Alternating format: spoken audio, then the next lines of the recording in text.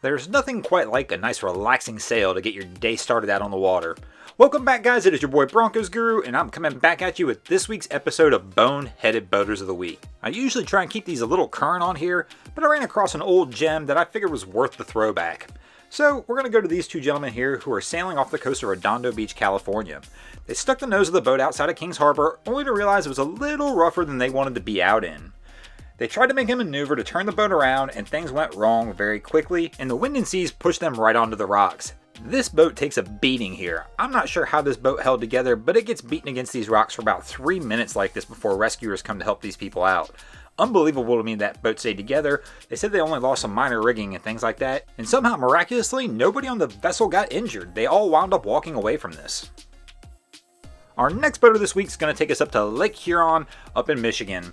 These four boaters decided it was a wise idea, even though they were calling for thunderstorms, heavy winds, and high seas, to go ahead and take the boat out for a nice evening cruise. Well, that didn't work out so well, and as usual, because somebody didn't heed the weather, the boys in orange had to come out and do a nice night search and rescue mission. After about 2 hours of searching, they did find the vessel, and they were able to get all four people off of the vessel and hoisted onto the helicopter. As usual, the Coast Guard reminds people to make sure to heed weather warnings. Our next boater's been floating around the old internet pretty good, so a lot of you may have seen this one already. I don't have a whole lot of information on this, but best I can tell, this is the start of a fishing tournament and everybody's making that initial run out to the grounds. The boat you'll see in the back here, apparently he's not very thrilled with what happened in the last fishing tournament with this boat that we're on. This guy decides he's going to go ahead and give him just a little flyby.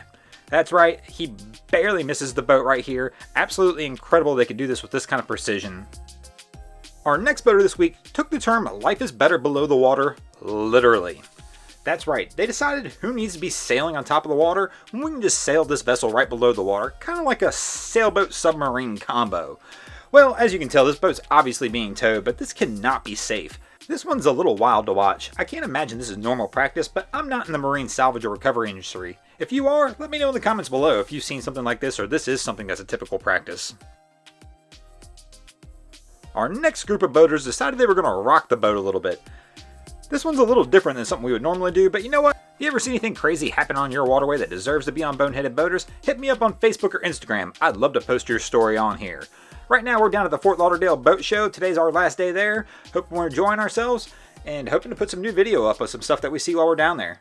If you guys haven't already, drop an anchor on the subscribe button. We'll see you later.